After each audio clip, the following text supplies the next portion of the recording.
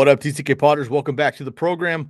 I'm your host, Sky Guasco. This is another episode of the Candlestick Kids Fantasy Football Podcast, episode 483 this evening. I have a very special guest, good friend of mine. It's taken a long time for us to get on a podcast somehow together, but we've been following each other's content. We've been in contact for a couple seasons now. Coming back to the TCK pod earlier this summer, you linked up with Bobby Lamarco. Now I finally am able to get some time from my man, Alex Caruso, the host of the fantasy. It's been a long time, man, coming in and having you come onto the podcast. We've had a lot of talks back and forth all season long, basically for a couple of years, and you and I have just had a tough time connecting. So we finally get the Fresh Fantasy Podcast and the TCK pod put together, bro. It's really nice to have you on, man. How are you doing? I'm great. I really appreciate you having me. It kind of feels like a first date for us. I feel like we've been staring at each other from across the street for a long time. I might shout a couple compliments at you, tell you your hat or your beard look nice. We're finally here. Please We're do. sitting down for dinner, ready to talk some ball over a nice steak dinner. But I really appreciate you having me. It was great to talk to Bobby a few weeks ago or a couple months ago, talking breakdown of the Steelers. Off-season stuff, but I'm super excited to be here, and I cannot wait to break down some Week 7 because during Buymageddon we had quite the week in fantasy, and I wish it went better for myself personally. I had a rough week, but it's okay. We're gonna bounce back, and we're gonna break down the good, the bad, and the ugly. I love it, man. Make sure you follow us both on Twitter. You can follow me, of course, at Sky Guasco, SkyGuasco, and follow Alex as well, Alex Caruso, and of course, listen to that podcast. Leave a rate and review for the Fresh Fantasy Podcast. We are breaking down the Week 7 recaps of the games. Of course, again, you had that by-NATO, by-apocalypse, whatever you want to call it. 6 teams on bye last week. Only 2 coming up this week, the Ravens and the Raiders, so a lot easier on those rosters. I'm in 8 leagues. I've been doing very well. I was undefeated in 3 of them. All 3 of those undefeated teams, though, fell this week because I had a lot of Zeke Elliott, Dalvin Cook, Justin Jefferson, Josh Allen, a lot of those big names, and those are all on bye. So it took L's there, but looking to be bouncing back. So I'm excited about that. We're going to be breaking down the Week 7 action in a recap. And then, of course, looking ahead to Week 8. My man Jordan Della Valle has the night off, so we got Alex coming in as well. Alex, before we even get started, man, I've read the podcast for you a couple of times, but please let everybody know in the TCK Potters where we can find all of your content and what you're doing. Yeah, so you can find me at the Fresh Fantasy Podcast on all your podcast platforms. You can follow me on Twitter at Alex Caruso, simply just like the basketball player, except for I am just an inch smaller and not as handsome. But that is that. But the biggest place you can find me, probably my biggest following so far, is at Fresh_Fantasy on TikTok. New videos coming out 7 days a week, always trying to come up with new, good content, statistically based and stuff like that. So if that's something you're interested in, please check me out. But, got to check out the TCK pod if you're not listening already. And if it's a first-time listener, you got to listen more. Sky, Bobby, and the boys are always doing great stuff. So I'm excited to get into this. My man, I appreciate it. Yeah, the TikTok game is on fire, man. Little Bob is kind of his alias, and he's been doing our TikTok for a while, doing really well. And your TikToks are crushing it, man. So well done. I'm stoked on that. The college life is so much better for the TikTok world. Like, I feel like my daughter has to teach me TikTok every once in a while. So I'm so glad that you're in it, man. That's awesome. It's growing for you. For sure. All right, let's jump into these Week 7 game recaps and what to watch for in Week 8. Again, hanging out with Alex Caruso of Fresh Fantasy Podcast. TCK and Fresh Fantasy finally connecting on the formal level. All right, let's dial it back to last night here. We'll go through the Saints and the Seahawks. 13-10. Ugly win for the Saints, but a win nonetheless here. Geno Smith still having trouble filling in for Russ. Russ is looking to be out for a handful of weeks. The Seahawks have a bye week coming up in 3 weeks. I would imagine Russ is probably out until then. He still has a rod in his finger he needs to get removed and obviously start throwing the ball there. So we'll see what happens moving forward. Alvin Kamara absolutely on fire. 10 receptions in this game, 8 in the first half, 179 total yards, and a touchdown. DK Metcalf, just 2 catches, but on the 5th snap of the game, 84-yard touchdown reception there on probably offensive pass interference, but we don't care about that in fantasy football. Points nonetheless. 2 catches, 96 yards, and a touchdown. Tyler Lockett, non-existent with Geno Smith. It's just how it is. Alex Collins gets a lot of work, but doesn't get a lot of efficiency, unfortunately. He was a big guy on our Sunday morning streaming show with our Start Sit show. We had gone out constantly about Alex Collins, but Rashad Penny coming back, dusting off the rust once again, getting some work there. So how do we feel about the Saints and the Seahawks recap from Monday night? Yeah, I'm loving it. I think I agree with everything you said. I mean, the things that are the most interesting to look out for, I mean, going from this week and going into next week is I think Michael Thomas's return coming back for the Saints. And I'm interested to see if Alvin Kamara can stay on fire with maybe a few less touches and more going to Michael Thomas. But the Seahawks is the thing that I'm more interested in.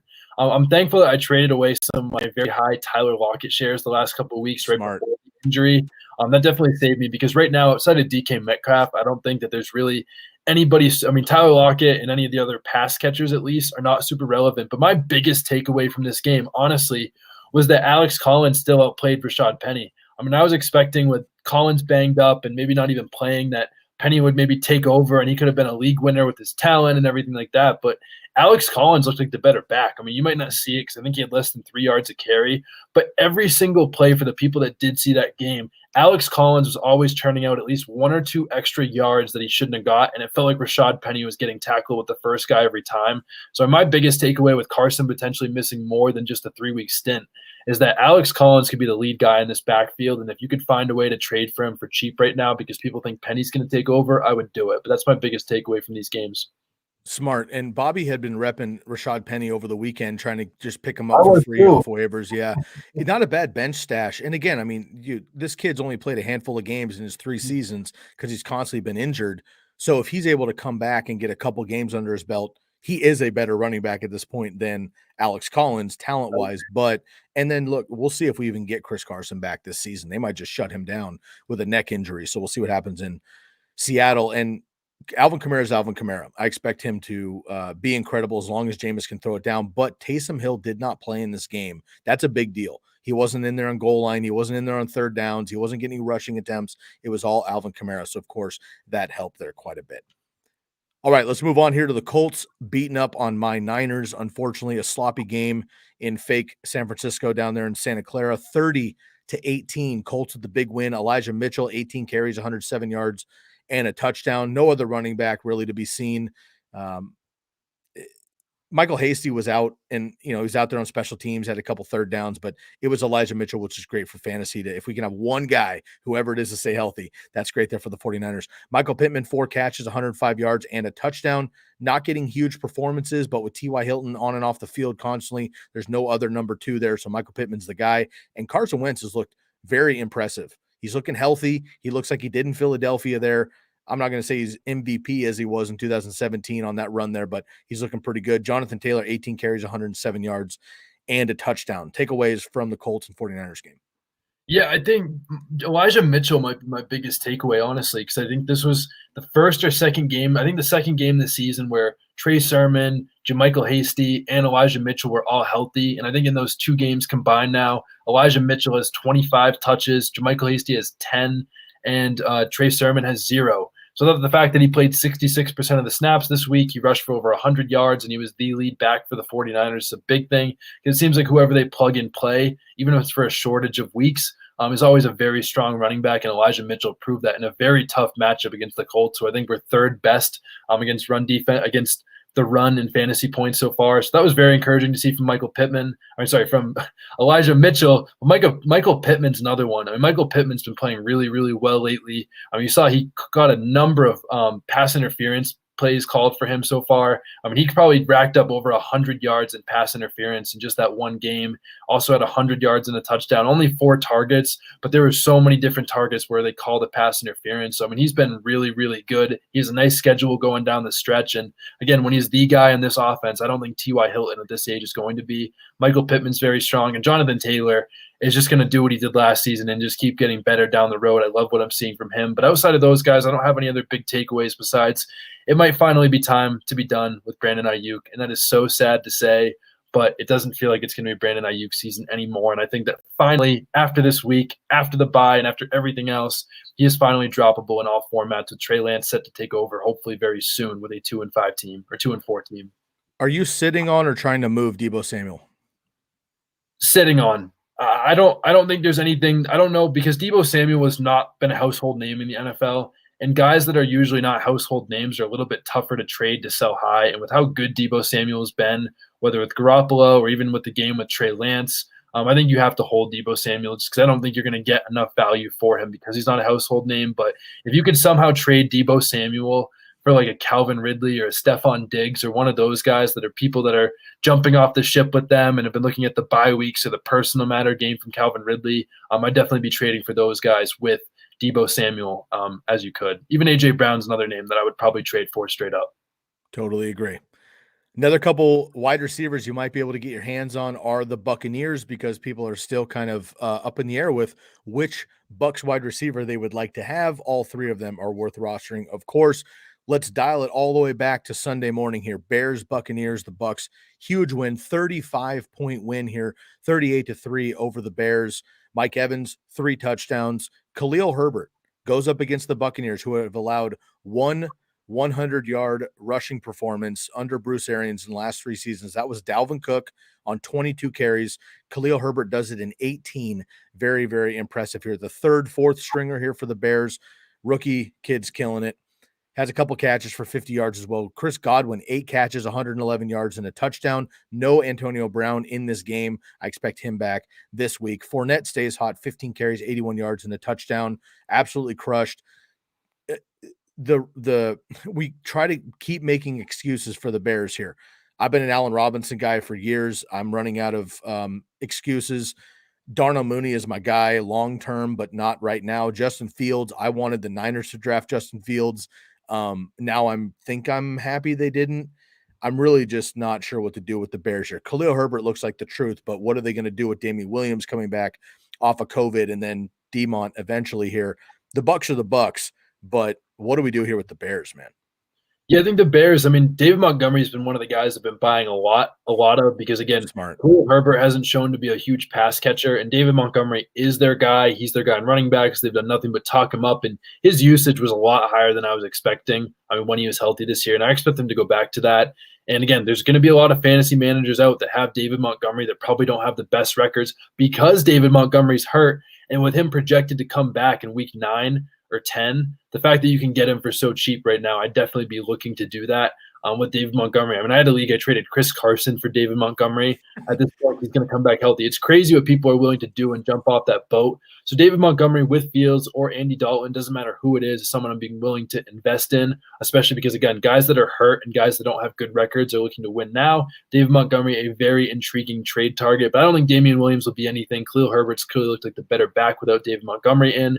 Allen Robinson, a guy that I want to produce so bad, been top 10 wide receiver each of the last 2 years with Trubisky and Foles. I didn't know how on earth he could fall back if he's been top 10 with those two. Doesn't make any sense to me, but I think that an Andy Dalton quarterback change, if it happens, could actually be good for Allen Robinson because I think that was his only double-digit target game was with Andy Dalton because they're just not throwing enough with Justin Fields. Going into last week, they were only averaging 24 pass attempts per game, which would have been by far the lowest in the NFL last year. It's just insane to see. So Allen Robinson is definitely someone, if you have him, you have to hold him and just hope for the best and hope and pray. But again, if he gets dropped on your waiver wire and you have an extra spot, I'd be willing to take him just because you know what he can produce, especially if Andy Dalton comes back in. But as for the Bucs, one thing that I'm definitely trying to do a little bit lately, and this is probably a surprise to a lot of people, is sell high on those Bucs wide receivers if you want to win your fantasy championships. Look at their matchups. If you're on Yahoo, ESPN, anything like that, they just have green matchups, great matchups down the stretch.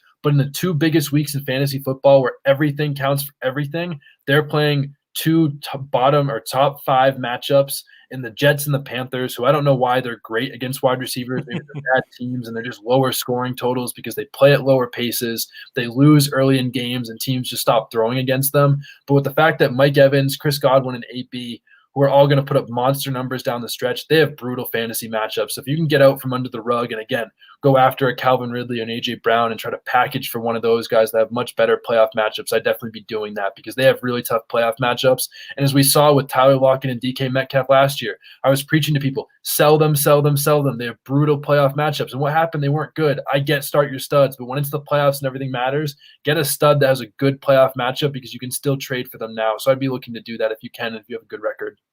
Rank the Buccaneers wide receivers rest of season. Oh, tough one. I'm going to go Antonio Brown, number 1. Chris Godwin, number 2, Mike Evans, number 3. Do I think Mike Evans is probably the most talented out of those 3? Absolutely, but the consistency is not there. Mike Evans had 75 plus yards in 5 out of 7 games this year, but this is still the same Mike Evans who, with AV only playing half the season, had 3 or less catches in 10 out of 20 games last year. Mike Evans' consistency this year has been 2+ touchdowns in 3 games and 1 or 0 touchdowns in the other 4 games. Again, Gronk's coming back. Antonio Brown is going to be back. And when those guys play, Mike Evans' role has definitely looked decreased, and he has not played as well. So I would be, Mike Evans would be the last one for me, just because of consistency. Unfortunately, I'm not knocking the player. I'm just knocking the situation and everything like that. But especially with Gronk coming back and what we saw Gronk be for the first 2 or 3 weeks before they played New England, I'd be looking to sell those Bucs wide receivers a little bit. I'm not saying they're bad. They're going to be fantastic with Brady, but it's going to be inconsistent week to week because of the impact that Gronk has. I'll look at the first 2 weeks and what Gronk was doing.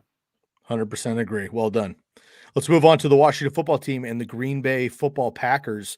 They're in trouble this week, but let's recap their 24-10 win over Washington in Lambeau this last weekend here. Terry McLaurin absolutely shreds that secondary without Desmond King, or Kevin King, and without Jair Alexander as well. 7 catches, 122 yards, one of them over 40 yards and a touchdown.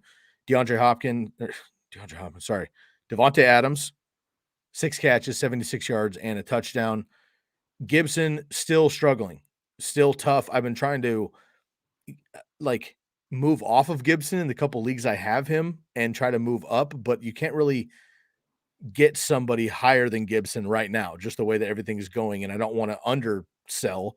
So I'm kind of in a stuck position with Gibson. I want to know your thoughts on that. And then Aaron Jones, just 6 carries. But this was just a Aaron Rodgers game, and it was ugly, and they were just kind of getting out of there with the W. So Aaron Jones, maybe a buy low, but he's going to be just fine. So how do we feel about the Washington football team and Green Bay Packers? Yeah, with the football team, Terry McLaurin's a guy I made a TikTok last year, and I got absolutely flamed for it. Was calling Terry McLaurin a sell high. And I still stand by it. I get it. Terry McLaurin, I got my most comment in the video video recently was Terry McLaurin apology video.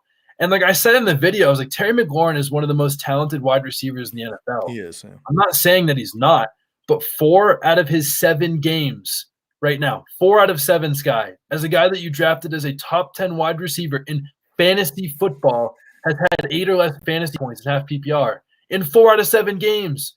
When he's blown up, he's been amazing. But if Taylor Heinicke is not getting him the ball and his target accuracy has been in the bottom 50, he's outside the top 50 in the NFL. His catchable ball rate's been outside the top 70 in the NFL because of Taylor Heinicke. It's just not good for McLaurin, and I'd be willing to sell him, especially after a big game. Again, I keep saying these names the buy low guys like A.J. Brown and Calvin Ridley. I cannot stress those guys enough because Terry McLaurin's just not been it so far this season. I love Terry. I hope that Fitz comes back and they let him start and he just targets the crap out of McLaurin. And I hope that I look like a fool because I love Terry McLaurin and everything that he does. But just the inconsistency with Heinicke, I just can't do it. Antonio Gibson breaks my heart. He was one of my favorite players this year. And whether it's – I don't know what it is, and obviously this shin issue has become a much bigger deal. Again, like you said, I don't think you can really sell him for much right now. But I've definitely tried to sell him for a David Montgomery who's supposed to come back next week and hope someone just wants to win now and is willing to take a flyer on someone like Antonio Gibson. But I think the best thing you can really do with Gibson is hold right now because we talk about all the time in fantasy football. These guys that aren't playing well, no one wants to buy them. But if Antonio Gibson has one good game, that's where you can sell him. Don't sell him at his lowest value where he's coming off back-to-back under 7-point fantasy games. Don't do that. Wait for one game and look for the one silly fantasy manager that's willing to trade for him. And if not, just hold on to him. No one wants to buy him right now when he's had 2 games less than 7 points. I don't know why people are so desperate to sell him. This is the only time to hold him when it's at his lowest value. As for the Packers, Devontae's going to be Devontae. He's going to have amazing weeks. Aaron Rodgers still doesn't have the rushing upside, but some weeks he's going to get it done as a Tom Brady light in fantasy football that I'd say. You'll have some explosive weeks, but some weeks that definitely can kill your fantasy team a little bit, but he's been solid. But Aaron Jones is someone I'm starting to worry about, Sky, a little bit. And I think it definitely helps that they're going to get David Bakhtiari back, who's one of the best left tackles in all of football. He's going to improve their line that's been very banged up this season. But the thing that scares me the most about Antonio Gibson is Aaron Jones, my goodness. Is the fact that he's not getting the 20-plus touches like some of these other guys. Like when you look at Derrick Henry, Saquon, CMC, Zeke. All these guys are getting 20-plus touches a game, and we never see Aaron Jones hit 20 touches. And I loved Aaron Jones this year. He was one of my favorite players. I thought he was going to get more work and more passing work with Jamal Williams gone. But again, they've been giving him work, but they're not giving him 20 touches a game. And he's had to do what he's done his whole career, which is be hyper efficient. And I'm not saying that his efficiency is falling off or Aaron Jones is a bad running back. People think I'm saying that he's like not a top 10 running back right now. He is, but it worries me with the amount of volume that he's going to get. And that's what his consistency has been week to week, where you have a top 5 running back that's had, I think, less than 13 fantasy points in 4 or 5 out of 7 games. I mean, this guy was a consensus top 6 or 7 pick. It just doesn't make sense to me.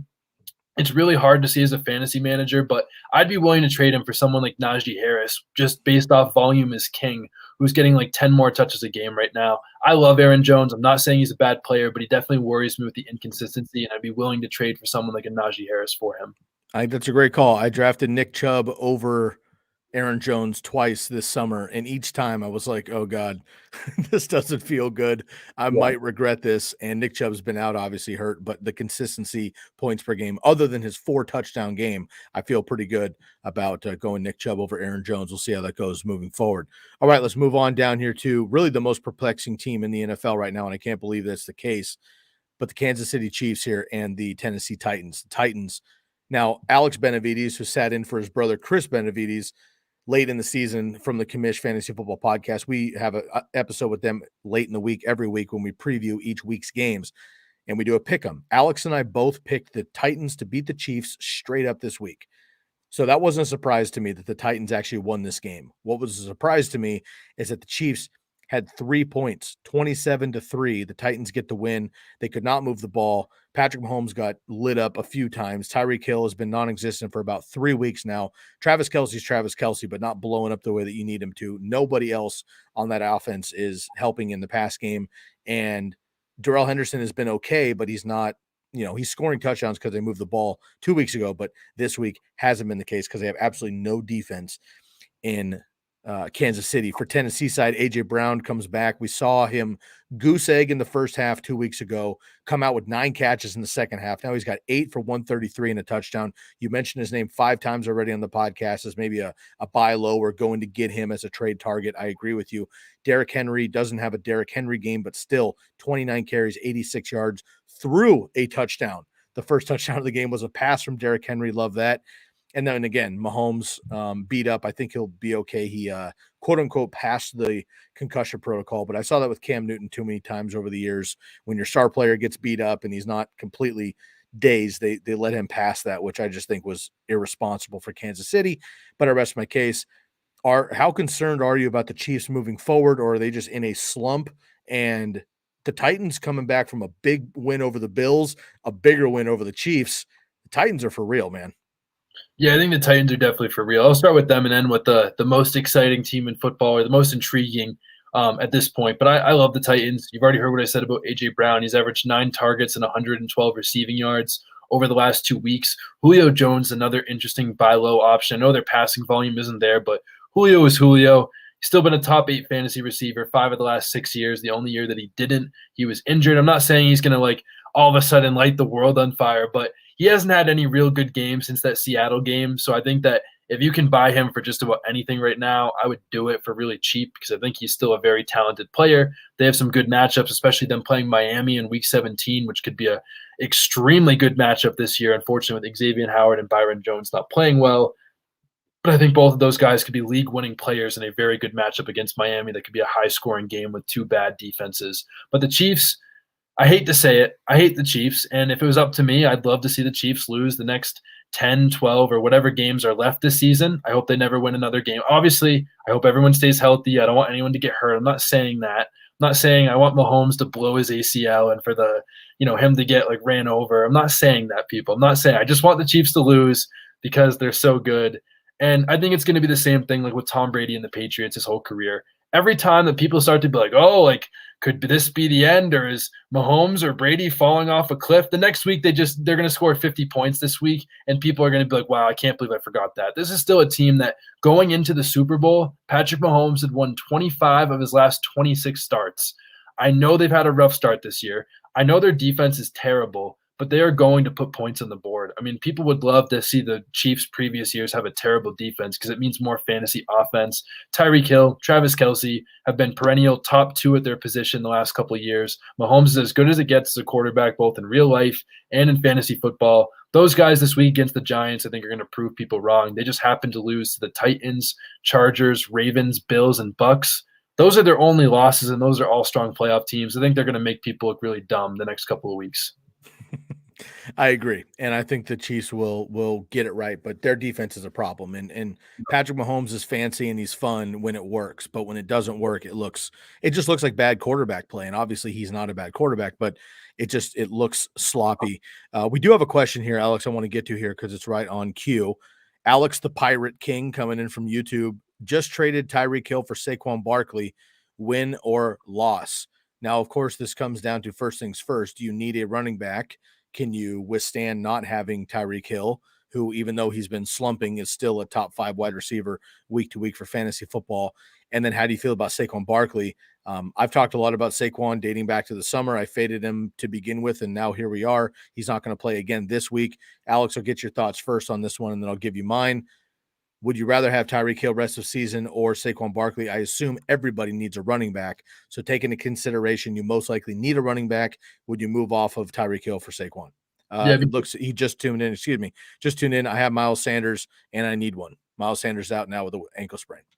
Yeah, I think Saquon's easily the move. I mean, anytime you can get a guy that I know health is an extreme question, but playing that if he stays healthy game, I mean, this is a guy that from week 2 on, I sound like Chris Collinsworth. Now, this is a guy, here's a guy, whatever. But I mean, I think he played after week 1, he played 84+% of the snaps in every game that he played. I know it's not a large sample size of games, but I think the fact that he literally came off an ACL, and after one game, they said, okay, we're putting you back in for 85+% of the snaps. He's going to get like 20 touches a game.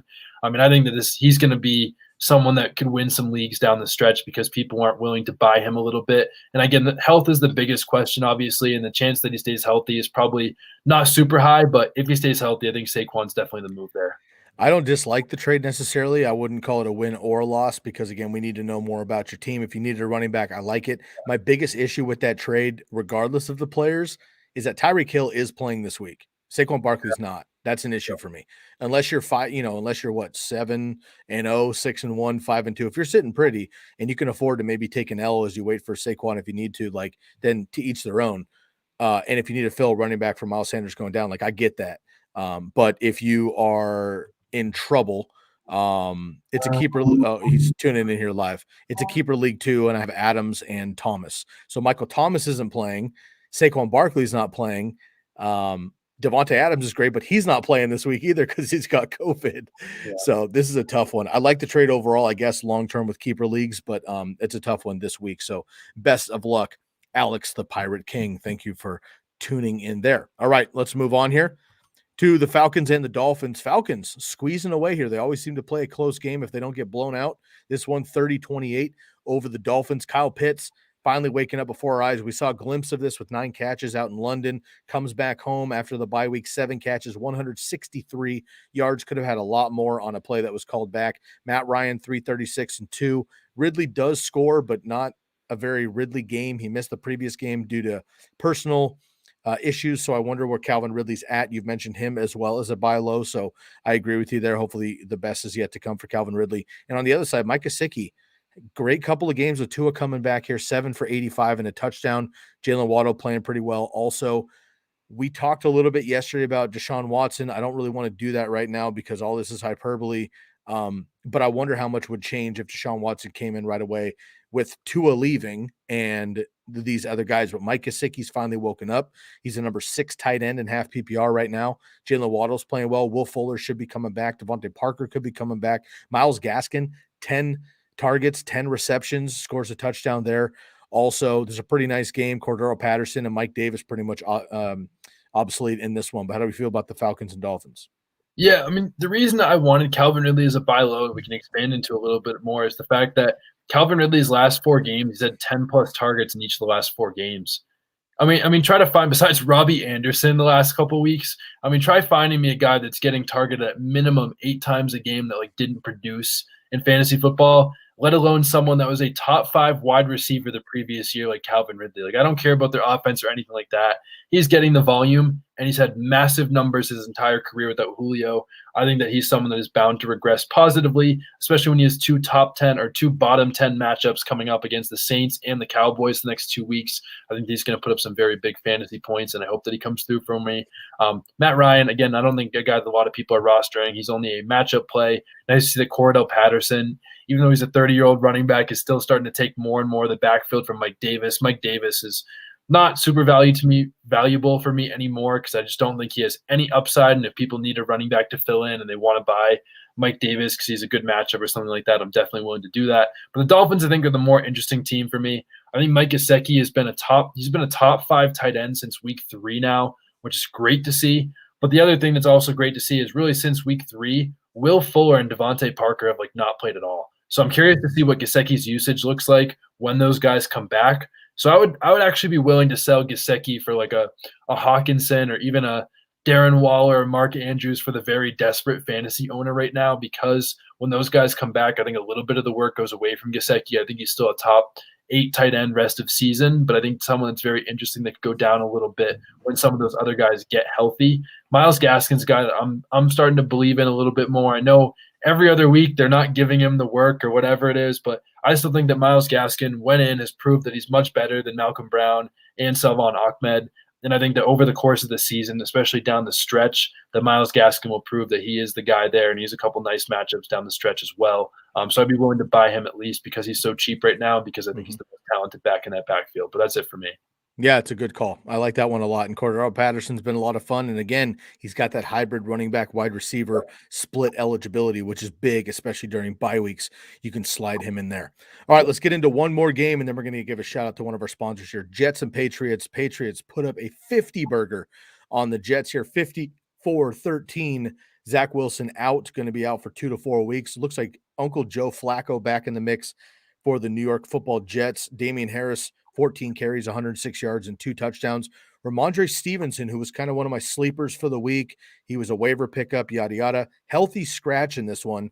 I like to see that Bill trusts Damian Harris enough, even with a couple of fumbles on the season. So love that if you're in Damian Harris land.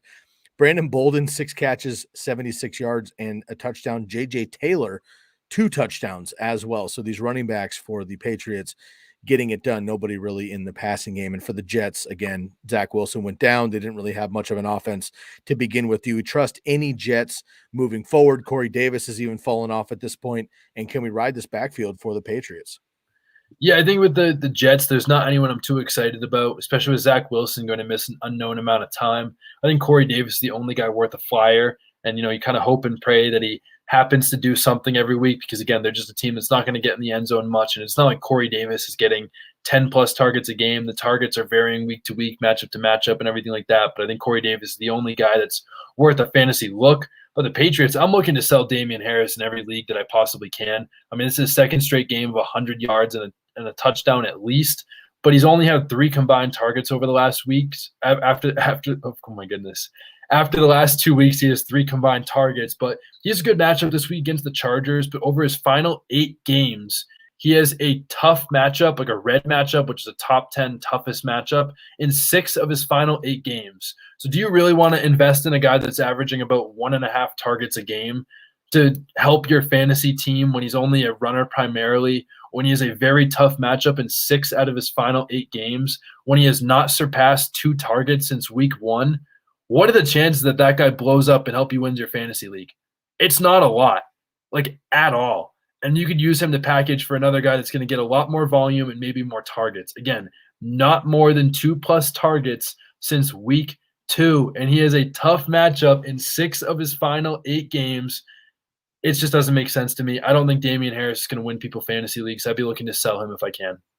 Okay, and maybe a guy like David Montgomery looking to come back, things like that. Even Leonard Fournette, who I think is effective, but not very sexy in fantasy football there. So I agree there. All right, Alex, we're going to let you get a water break, my man. We'll be back in just a couple minutes here. I'm going to do an ad read for some good friends of ours and a great sponsor, Bomb Banana Hot Sauce. We'd like to introduce you to our newest sponsor, Bomb Banana Hot Sauce. They're a brand of banana-based hot sauces founded by 4 University of Oregon. Oregon? That's me. University of Oregon. University of Michigan grads. The sauce is an absolute must-have at any draft party or watch party. You can put it on nachos, pizza, wings, any dip, and you will never have to eat boring party food again.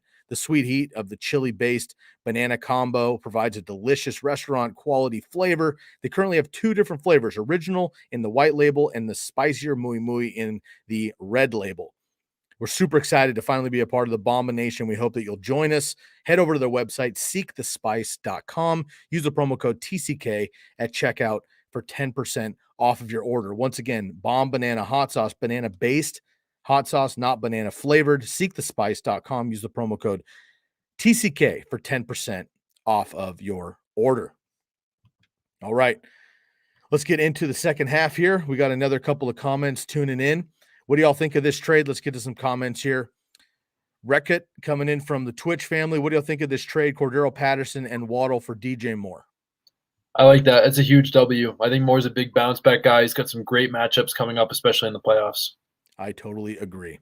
All right, if you're just joining us live on Facebook, Twitch, Twitter, or YouTube, I'm sitting here with my man, Alex Caruso of the Fresh Fantasy Podcast. We've been connected for a long time, but just finally getting me and him connected on the same show. So happy to have him involved this evening. All right, let's move on to the Panthers and the Giants. We're recapping the Week 7 action, looking ahead to Week 8. Panthers and Giants. Giants with the big win here, 25-23. Sammy D benched. Yikes. When he wasn't in there, I was kind of like, oh, I missed an injury, but he was straight up benched. Looks like he will start this next week. Matt Rule said basically they just need to switch some things up, but it wasn't much better when he left. Since Christian McCaffrey's gone down, they're 0-4. They started 3-0. They just need some different flames here. We just talked about DJ Moore here, 6 catches, 73 yards, has not had the blow-ups since that big game a couple weeks ago. Devontae Booker filling in for Saquon Barkley, 14 carries, 51 yards, and a touchdown. All of the wide receivers basically for the Giants injured. Evan Ingram. Daniel Jones playing pretty well. He's a nice kind of streamer, I think, this coming week. Robbie Anderson, 21 targets in the last 2 games. Isn't doing anything with them. It doesn't make sense. Chuba Hubbard's still getting work, but not Christian McCaffrey, as we know. How do we feel about the Panthers and Giants? Yeah, with the Giants and Panthers, the thing I'm most excited about is the fact that probably over the course of the next 2 weeks, we'll get CMC and Saquon back. Whether I have them in a lot of fantasy teams or I don't, it's going to be nice to see those guys on the field and making the running back position in fantasy look much better. I think Sterling Shepard's another guy to buy low. I think he's had double-digit targets in almost every game that he's played in this season. And, health has obviously been a concern for Sterling Shepard over the course of his whole career. But I think if he can stay healthy, I think he's going to be the guy. Kadarius Toney's another guy that if he plays is going to be a guy that's going to produce. So we haven't seen it really from Kenny Golladay or Darius Slayton much this season. I think Shepard and Toney are going to be the guys, but I think Sterling Shepard is the wide receiver 1 for this offense. DJ Moore, also a really nice buy low. Hot start to the season, couple rough games from Sam Darnold, but like I said, good matchups, phenomenal playoff matchups coming up, and especially in a get-right matchup in Atlanta this week for DJ Moore. I know we're not previewing games, but I think this is going to be a big bounce-back week for DJ Moore, and I think all the people that are starting to worry about him are going to forget about their worries. So if you can trade for him, I would go do it because DJ Moore has been a target monster in the for the Panthers. I know Robbie Anderson's gotten a lot of targets too, but DJ Moore's been the guy that's still producing no matter what. He's a nice buy low, but I think the main storyline for these two teams, the fact that their star running back should be back in the next 2 weeks. Yeah, the Panthers and Giants game is just not as fun, obviously, without Christian McCaffrey and Saquon Barkley, so hopefully both of them can get back in the saddle quickly. Bengals and Ravens. I guess this is the upset of the week, if you want to call it that, other than the Titans over the Chiefs, but maybe the Bengals are just for real now, and we know how good the Ravens are, but the Bengals are absolutely exceptional this season. First place in the AFC North, absolutely fantastic. 41-17. It wasn't like a last-second field goal and a 17-14 win or something. Like they drubbed the Ravens all game long. Joe Burrow over 400 yards, 416, and 3 touchdowns.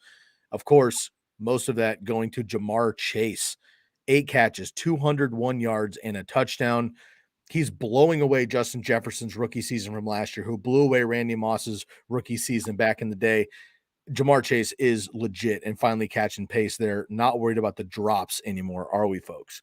CJ Uzomah shown up basically 2 games in his career, but it's been 2 of the last 3. 91 yards here, 2 nice touchdowns, catching runs here.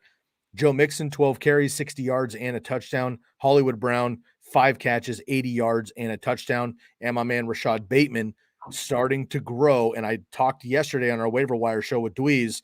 You got to get Rashad Bateman right now heading to the bye week, or you're not going to be able to in a couple weeks. This kid's legit. And of course, Mark Andrews doing his thing too. And Lamar Jackson taking a week off here, but he'll be just fine moving forward. The Bengals are the truth, man. I agree. I think the biggest takeaways from this game is the wide receiver twos in these teams. I mean, T. Higgins had 15 targets this week, and they're going to start a stat on Twitter today. I mean, T. Higgins is on a 137 target pace, and you never really ever see guys in fantasy football that are on a pace like that do not produce big numbers in fantasy football. I think T. Higgins' time is coming. Look at the target numbers. The targets have been there. Jamar Chase, also a wide receiver 1 for the rest of the season. He's had at least 75 yards or a touchdown in every single game this year.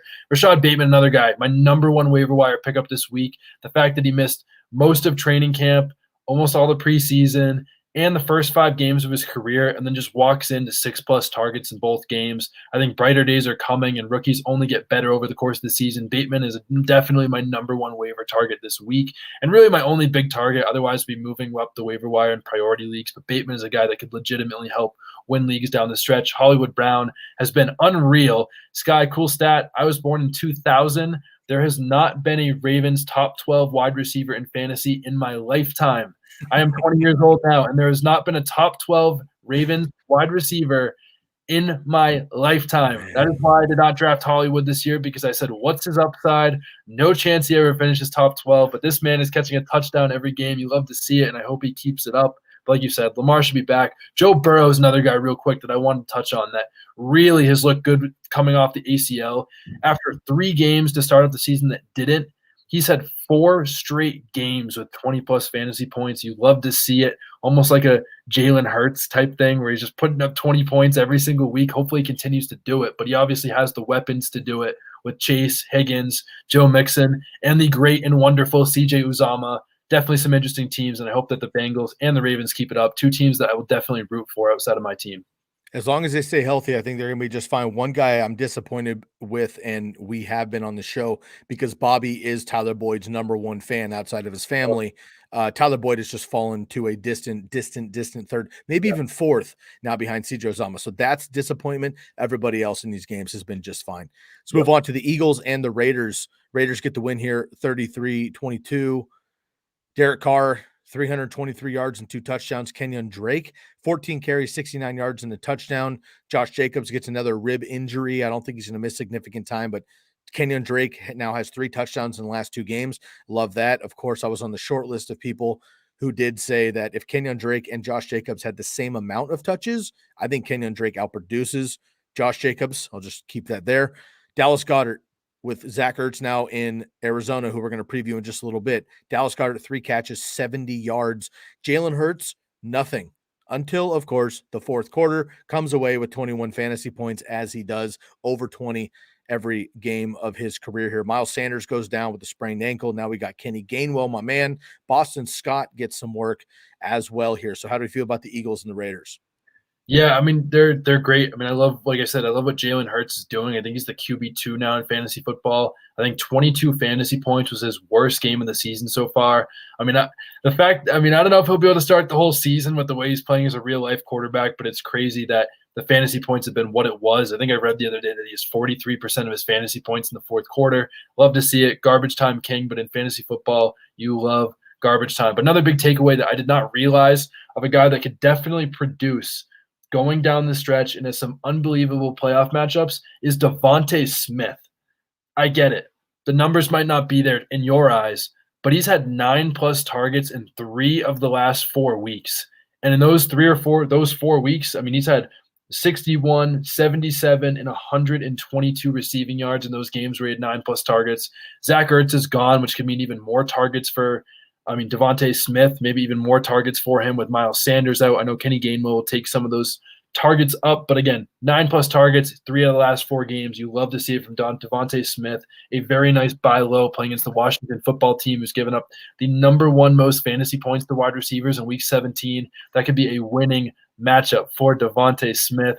Josh Jacobs, a guy I'd be trying to trade away, similar to Damian Harris, just a guy that's not getting any targets. He's been banged up over the course of the season.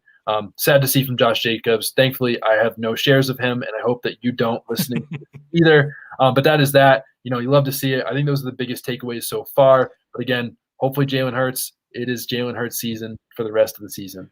We were talking pre-show here on just some of our calls preseason, and you've been a big DeAndre Swift guy who we're going to get to here next. I'll let you gloat about that. On the other side of the fence, though, I was more of like a fading middle round running backs. I'm not really into that RB dead zone because there are some guys who have turned out of that, Leonard Fournette and Darrell Henderson and yada yada. But there were a number of guys: Miles Sanders, Josh Jacobs, Mike Davis, for example. For the most part, Myles Gaskin. Those were guys that a lot of people were drafting if they were going 0 RB, and I was just really worried about that approach. And that, for the most part, has come to fruition to be correct. And I liked a lot of these backups in those places there. Chase Edmonds was another one here on the Cardinals, which we'll get into in just a second. But before that, let's give a rep to your boy, DeAndre Swift. 144 total yards and a touchdown, 8 catches, 96 yards. Of course, he opens the game with like a 68-yard screen, which is honestly horrendous play by the Rams. He should have been tackled 6 times. Wasn't. Nobody cares in fantasy. He gets those points. He had a huge game. Of course, Matt Stafford, 334 and 3 touchdowns. A lot of that going to Cooper Kupp, who blows up once again, 10 for 156 and 2. Robert Woods has a nice game in this one as well. Rams get a big win here, 28-19. But once again, the Lions don't win the game, but they are at least competitive for 3 quarters down the stretch there. So the best 0-7 team probably in the history of NFL football here. But how do you feel about Swift and this Lions-Rams game? I think I'll end with Swift if that's okay. But I think one of the things I want to start with is Robert Woods is someone that I'd be willing to buy at least a little bit. Too. I mean, he's had 6+ targets in 5 of his last 6 games. The only game he didn't, he had 5 targets. He's still at double-digit fantasy points in each of his last 4 games, which you love to see even in half PPR. I think he's someone that's going to get more targets and a guy that's still been a top 15 wide receiver each of the last 3 years. And I think we're going to see a little bit more of that down the stretch. I don't think that he's going to challenge Cooper Kupp or, take anything away from Kupp, but I think we're going to see more Robert Woods because, again, he's been very good in fantasy each of the last 3 years. I think we see more of that. Darrell Henderson has been a big surprise to me with all the snaps he's gotten. He's gotten like over 80 or 90% of the snaps. Every game that he's been healthy this year, I think he's a locked-in running back 1, as much as I hate to say it because I was not a fan of him because I thought Sony Michel could definitely take some work away, but that has not been the case. But on to the Lions, man. I mean, there definitely isn't a wide receiver there. I thought it was Amon-Ra St. Brown. Next 2 weeks, it's Khalif Raymond. TJ Hawkinson starting to put up a little bit better numbers after a knee injury that might have bogged him down a little bit over the stretch. But man, oh man, my man DeAndre Swift, the running back 2 overall in fantasy football. I had a couple stats in some of my videos that he had the 4th highest fantasy points per touch over the course of the last 20 years in his rookie year. And all 3 of the other guys to do it were a top 4 fantasy running back in the following season. That I didn't have Swift ranked as a top 4 running back. It's crazy that he actually might repeat that and everything. But I love to see what they're doing with Swift. He's gone up in touches each of the last 4 weeks. He's played 75+% of the snaps each of the last 3 or 4 weeks now. I mean, Swift's been unbelievable in every facet of the game. Garbage time's definitely helped him out a little bit. But again, he's the running back 2 overall for a reason. And I think that he's a top 8 fantasy running back for the rest of the season. Swift is my flag plant this year. I love everything that he's doing. He is my highest owned player as I have him on 16 out of 18 teams. That is the highest ownership of all my players. My second highest is like 11, but Swift is a guy I had to get at his value every single time, and he is definitely helping me win some cold hard cash. But the other thing, Sky, if I may say just real quick, one of my other 3 my guys along with Swift was Jalen Hurts. So it's nice to see Jalen Hurts, Deontay Johnson, and DeAndre Swift all producing for me. Just had to give a quick shout out to my guys at least. I got a lot of things wrong, but at least I got my guys right so far.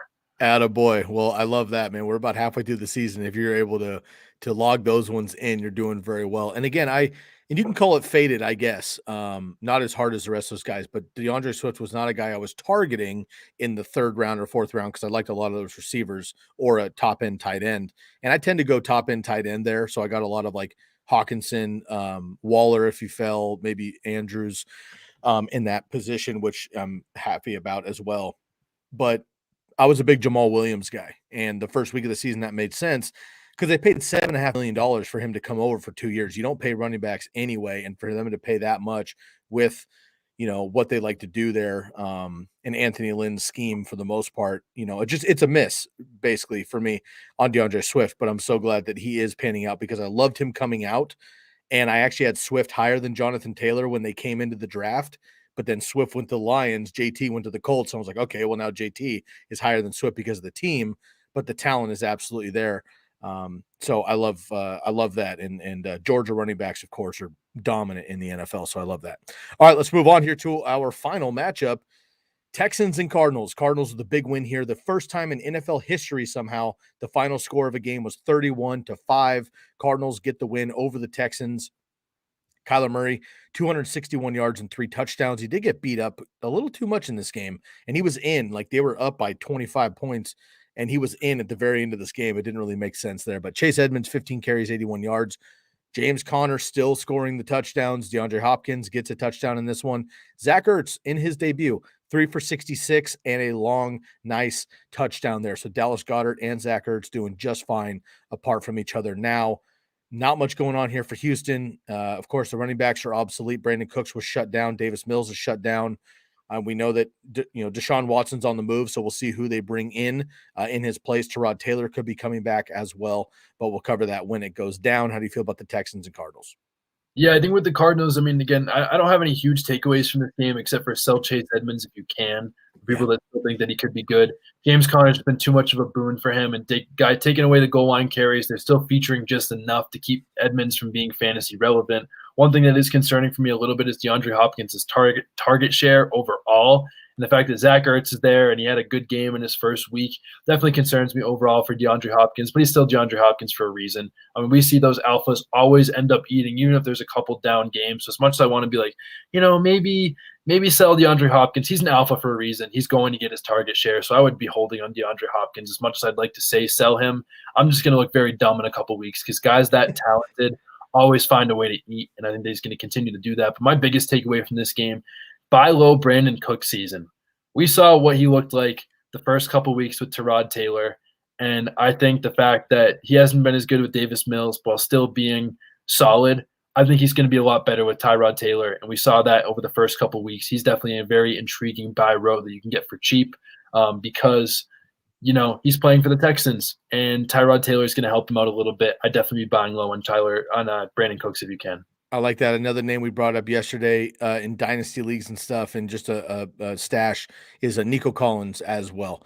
Big body receiver, could have more opportunity. All right, those are our Week 7 recaps. We're going to get another shout out to a quick sponsor, and then we'll sign off here. This is another note here from our good friends at Carifactor. We'll be right back. Hey, TCK Potters and Fantasy Focus community. Are you looking for options for hair loss? There are many options out there for treating it. However, most products treat the cause, such as DHT, and don't do much to support the growth of new and stronger hair. It's like removing harmful weeds from your lawn, but not doing much to fertilize the grass. That's why the Fantasy Focus and TCK team has partnered with Carifactor.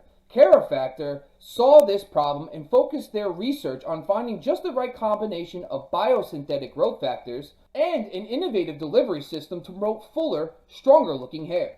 So whether you're a listener who suffers from various forms of alopecia or even stress-related hair loss, the Carifactor treatment is the perfect scalp-friendly solution that can help and influence stronger and healthy hair throughout all stages of the hair life cycle. And now, exclusively for TCK listeners, use the promo code TCK at checkout to get 15% off all products at shop.mycarifactor.com. That's shop.mykerafactor.com.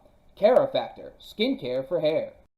Are you a merchandise maniac or jersey junkie like myself? You need to check out the Jersey Jungle. They handle their business on Instagram at the Jersey Jungle. You can use a promo code TCK for 10% off of 1 or 2 jerseys, 15% off of 3 or more jerseys. Now, if you've been watching the show for this season or a couple seasons, you know that my backdrop, if you're streaming live with us on video, you know my backdrop is always a couple of jerseys. Those jerseys are coming from the Jersey Jungle. They're high quality stitch and twill jerseys I collect NFL jerseys, but I'm also a baseball guy. So I have baseball jerseys as well. I collect Hall of Fame jerseys. I have a Jackie Robinson. I have a Ken Griffey Jr. I have a Willie Mays jersey. I got a Shohei Ohtani jersey as well because the guy has been absolutely on fire. Go get yourself a jersey. Basketball, baseball, hockey, football, college. They got rookies as well. Home, away. They have customs. They have camouflage. Whatever you're feeling, retro jerseys from any sport. Go hit up the Jersey Jungle on Instagram. DM the Jersey Jungle. Use the promo code TCK for 10% off of 1 or 2 jerseys, 15% off of 3 jerseys. These are already half price that you're going to find on the websites. They're high quality, stitch and twill, game authentic jerseys. Go check them out. The Jersey Jungle on Instagram. All right, we're back here with Alex Caruso, the Fresh Fantasy Podcast host. Yo, it's been a pleasure, man. You and I have been trying to do this for literally a couple seasons and all year this year. We scheduled a date earlier this summer. I was unable to make it, so Bobo filled in very well. You guys covered up the Steelers and some other team previews, but I'm happy to have you on, man, and I hope we get to do this more often. Before we get out of here, I have to ask everybody when we do the Jersey Jungle ad, if you had 2 jerseys of anybody other than DeAndre Swift in the NFL, what 2 jerseys are you grabbing, home or away? Retro, who you got?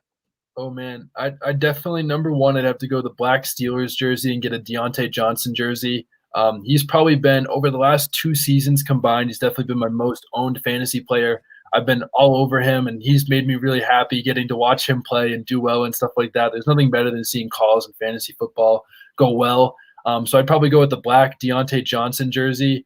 But I think the other one I'd have to go with is a purple, like a deep purple Lamar Jackson jersey. I don't own it. It has nothing to do with fantasy. It's just every single time I get to watch Lamar Jackson play football, I'm a Patriots fan, but every single time I watch Lamar Jackson play football, I am genuinely happy and excited, and he does something that wows me every single time. I think he's going to be a guy that my kids, hopefully one day, if I'm lucky enough to have them, are going to be like, oh, like, what was this guy like? And I mean, Lamar Jackson is just one of the most special players I've ever gotten to watch on a football field. Doesn't mean he's the greatest player of all time or anything like that, but on the most fun to watch list, Lamar has to be up there. He is so fun to watch every week, and whenever I start talking about him, I smile because he's such a good dude. He makes such great plays all the time, and he seems to be a team-first guy. So, again, I know you have a Justin Tucker jersey, and he might have made the longest field goal of all time, but I like guys that run a little bit, and that's why I'd go with Lamar Jackson and Deontay Johnson. I love that. I just had to show the deep purple jersey because I like that one as well. Also, awesome, man. Yo, it's been an absolute pleasure. Before we get out of here, please let all the TCK Potters know where we can find your content, brother. Yeah, man. Well, first of all, thank you so much for having me. We've talked so long in the Twitter streets and everything like that, so it's so great to meet. And I've heard a lot of great things about you, and people always say that you're like the nicest guy ever. You're super. Oh, thank you. Likewise. Thank you. You lived up to all of that and then some. So I'm really glad that we got to finally connect and meet face to face. I know we didn't go to the expo together and stuff like that, so hopefully we'll see the legs. I'll be there next year. how tall we both are at the same time. But nonetheless, thank you so much for having me. But for the listeners, hope you enjoyed and you're not tired of hearing me talk about DeAndre Swift and Bilo and Calvin Ridley and A.J. Brown, obviously. But you can find me at Alex Caruso on Twitter. You can find my podcast at the Fresh Fantasy Podcast on your favorite podcast platform. And you can find me at Fresh_Fantasy on TikTok. But big shout out to Sky for having me on. Thank you so, so much. Awesome, man. Absolute pleasure. And I appreciate the kind words. It's a pleasure to have you on, and we'll have to jump on your pod as well. And we'll have you back here on the Candlestick Kids Fantasy Football Podcast again real soon. Once again, folks, go follow on Twitter, my man, Alex Caruso, and make sure to subscribe, leave a rate and review on the Fresh Fantasy Podcast. Also, while you're there, make sure to hit us up with the TCK Pod, the Candlestick Kids Fantasy Football Podcast. Leave a rate and review. You can find us on Twitter at Sky Guasco, SKYGUASCO. And this episode and all episodes are brought to you by the Believe Podcast Network and Bet Online AG. You heard it in the intro. Bet Online, all of your Bet Online experts. Go check it out there. We'll catch you next time for episode 483. My man, Alex Caruso. I am your host, Sky Guasco. We will catch you next time. We are out of here.